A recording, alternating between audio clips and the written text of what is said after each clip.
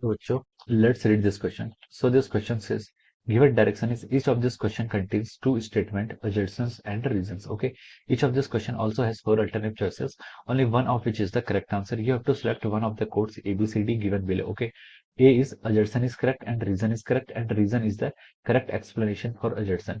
B is assertion is correct and reason is correct and the reason is not a correct explanation of the assertion. C is assertion is correct, reason is incorrect, and D is assertion is incorrect and reason is correct. Okay, so the given assertion is a quick collision between two bodies is more violent, okay, than a slow collision even when the initial and final velocities are identical. Okay, ये आपका assertion में given है, reason में क्या given है, the rate of change of momentum determines the force is small or large. Okay, तो चलिए बच्चों अब हम इस क्वेश्चन को स्टार्ट करते हैं. तो देखिए बच्चों इस क्वेश्चन का की कॉन्सेप्ट क्या लिख सकते हैं हम. The key concept of this question क्या लिख सकते हैं. इस क्वेश्चन में हमें क्या बोला है, एक quick collision between two bodies is more violent than slow collision. Okay, even when initial and final velocities are identical. Okay, तो देखिए बच्चों इस क्वेश्चन का की कॉन्सेप्ट हम क्या लिख सकते हैं, यहाँ पर आप इसको लिख सकते हैं इम्पल्स लिख सकते हैं. क्या लिख सकते हैं, इम्पल्स. ओके, लीनियर इम्पल्स या फिर सिर्फ impulse. Okay, impulse is the key concept of this question. Okay, तो देखिए बच्चों इम्पल्स होता क्या है. इम्पल्स होता है आपका, impulse is a force. Impulse क्या होता है, एक ऐसा फोर्स होता है, मतलब एक it is a product of force into dt. ये क्या लिख सकते हैं हम, f इंटू dt का क्या होता है, आपका प्रोडक्ट होता है. ये क्या होता है, एक very large amount of force जब आपका बहुत ही स्मॉल टाइम इंटरवल के लिए एक्ट करता है तब हम बोलते हैं this is called our impulse. Okay, impulse को हम देखिए आई से डिनोट करते हैं और कहीं कहीं पर इसको जे से डिनोट करते हैं. ओके, तो ये this is a vector quantity. Okay, FDT या फिर हम इसको क्या लिखते हैं, आपका चेंज इन मोमेंटम लिखते हैं. क्या लिखते हैं, चेंज इन मोमेंटम. इम्पल्स होता है कि a large amount of force which is acting for a very small time interval, इसको क्या कह देते हैं हम, इम्पल्स कह देते हैं. या मान लीजिए आपका फोर्स का ग्राफ है, this is our time axis.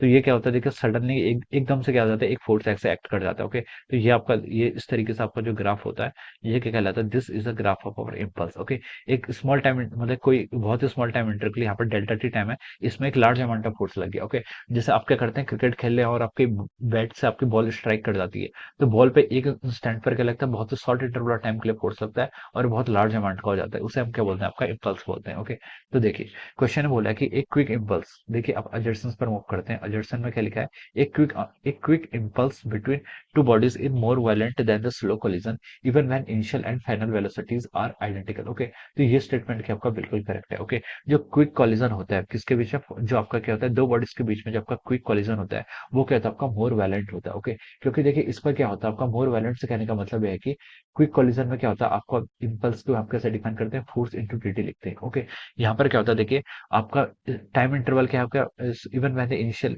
एक क्विक कॉलिजन है. क्विक कॉलिजन का क्या मतलब, आपका dt की वैल्यू क्या आपकी बहुत स्मॉल होगी, dt की वैल्यू क्या होगी आपकी बहुत स्मॉल होगी. और इसमें क्या करता है, एक large amount of force act करता है. क्या करता है, large amount of force act करता है, क्योंकि यहाँ पर लिखा है between two bodies is more violent than the slow force. Okay, तो हम बोल सकते हैं कि यहाँ पर जो आपका इंपल्स है, आप क्या कहते हैं, इंपल्स एक ऐसा फोर्स है जो एक शॉर्ट इंटरवल के लिए एक्ट कर रहा है, बट क्या होता है जो फोर्स का मैग्नीट्यूड है वो क्या आपका बहुत ही लार्ज है. ओके, और ये किसके इक्वल होता है, आपका चेंज इन मोमेंटम के इक्वल होता है. किसके इक्वल होता है, आपका चेंज इन मोमेंटम के इक्वल होता है. ओके, तो देखिए यहाँ पर क्या सकते हैं, हम इसे लिख सकते हैं कि यहाँ पर हम आप क्या बोल सकते हैं, आपका देखिए ये अजर्सन आपका क्या है, बिल्कुल करेक्ट है. ओके, क्विक कॉलिजन में क्या होता है, आपका जो टू बॉडीज होती हैं वो क्या होता है, two bodies is more violent, या आपका वायलेंट वायलेंट होता है as compare to the slow slow collision. Okay, slow collision में क्या होगा, आपका dt की वैल्यू क्या होगी, स्लो कॉलिजन में आपकी dt की वैल्यू क्या होगी, dt की वैल्यू कुछ बड़ी होगी as compare to the quick collision में. ओके, dt की वैल्यू लार्ज होगी, dt की वैल्यू लार्ज होगी तो आपका जो फोर्स होता है, फोर्स क्या होता है, आपका स्मॉल एक्ट करेगा. अगर आपका फोर्स स्मॉल एक्ट करेगा तो हम बोल सकते हैं कि इट इज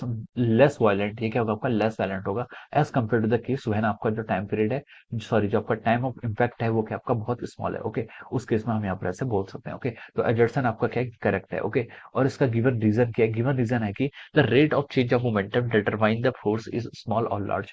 तो rate of change of momentum होता है, देखिए from the Newton second law आपका हम फोर्स को क्या लिख सकते हैं, फोर्स को लिख सकते हैं F is equal to over d p by d t. Okay, force को क्या लिखते हैं, आपका d p by d t. Okay, तो देखिए यहाँ पर क्या हो जाएगा, आपका जो आपका rate of change of momentum है ये आपका क्या करता है, फोर्स से डिटरमाइन करता है. ओके, अगर आप rate of change of momentum आपका ग्रेटर है तो हम बोल सकते हैं आपका फोर्स भी क्या होगा, ग्रेटर होगा. ओके, तो ये स्टेटमेंट भी रीजन भी क्या आपका करेक्ट है, रीजन भी क्या आपका करेक्ट है. Rate of change of momentum determine the force is large और स्मॉल. ओके, अगर आपका rate of change of momentum large होगा तो फोर्स भी लार्ज होगा, अगर स्मॉल होगा तो आपका फोर्स भी क्या होगा, स्मॉल होगा. ओके, तो एजर्सन भी करेक्ट है, रीजन भी करेक्ट है. लेकिन reason is not the correct explanation of assertion. Reason क्या आपका, अजर्सन का आपका करेक्ट एक्सप्लेनेशन नहीं है। अजर्सन का एक्सप्लेनेशन क्या था, हम उसको इम्पल्स के थ्रू हमें क्या करना है, एक्सप्लेन करना है। ओके, तो देखिए हम लिख सकते हैं यहाँ पर इसके करस्पॉन्डिंग, देखिए option assertion is correct and reason is correct, but reason is not the correct explanation for assertion. Okay, तो ये किससे मैच कर रहा है, it is matching with the option B. ये किससे मैच कर रहा है, आपका option B of the question.